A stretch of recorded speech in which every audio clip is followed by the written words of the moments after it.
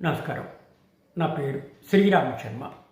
జయా బచ్చన్, అమితాబ్ బచ్చన్ గారి మిసెస్. ఆవిడ కూడా సినిమా యాక్ట్రెస్సే. ఆవిడ రాజ్యసభ మెంబరు. రాజ్యసభలో నిన్న చాలా ఆవేదనతో కొన్ని పాయింట్లు సీనియర్ సిటిజన్స్ గురించి లేవనెత్తారు.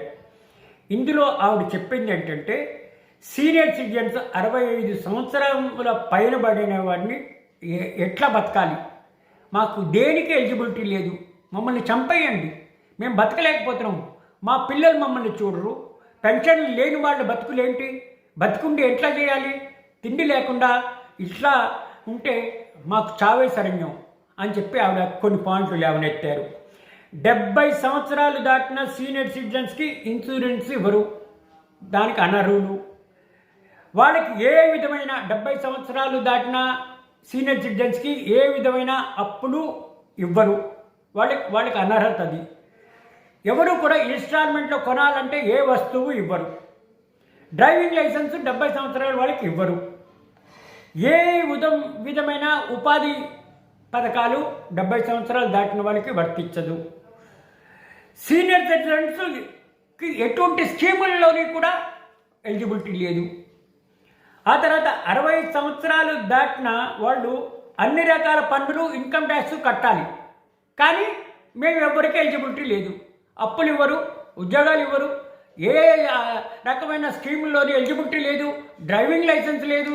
కానీ మేము ఎక్కడైనా కర్మకాలి రూపాయలు సంపాదించుకుంటే ట్యాక్స్ మాత్రం మా దగ్గర నుంచి కలెక్ట్ చేస్తారు. ఇదెక్కడ న్యాయం? ఈ మధ్య కొత్తగా ఫ్లైట్లలో ఒకప్పుడు ఉండేది కన్సెషన్, అది కూడా తీసేశారు. ఇంకా అది కూడా లేదు. రైల్వేలో ఉండేది అది తీసేశారు. ఇట్లా ఎమ్మెల్యేలకి 5 సంవత్సరాలు చేసిన ఎమ్మెల్యే టర్మ్ అయిపోతే వాళ్ళకి మాత్రం ఇళ్ల స్థలాలు, వాళ్ళకి డబ్బులు వాళ్ళకి ఇస్తారు. మాకెందుకు ఇయ్యరు? మేము ఎవరిని చెప్పుకోవాలి? 60 సంవత్సరాలు పైన వాడికి పెన్షన్ ఇవ్వాలి. ఈవిడ రిక్వెస్ట్. ప్రభుత్వ ఉద్యోగస్తులకి పెన్షన్ ఉంటుంది, కానీ ప్రైవేట్ వాళ్ళకి, ఏ పని చేయని వాళ్ళకి, వృత్తిలో రిటైర్ అయిన వాళ్ళకి ఫ్యామిలీ పెన్షన్ ఎవరిస్తారు? వాళ్ళకు కూడా ఇవ్వవలసిందే. అదేవిధంగా ట్రైన్లలోని, బస్సులలోని, ఫ్లైట్లలోని తప్పనిసరిగా డిస్కౌంట్ ఇవ్వాలి, కన్సెషన్ ఇవ్వాలి సీనియర్ సిటిజన్స్కి.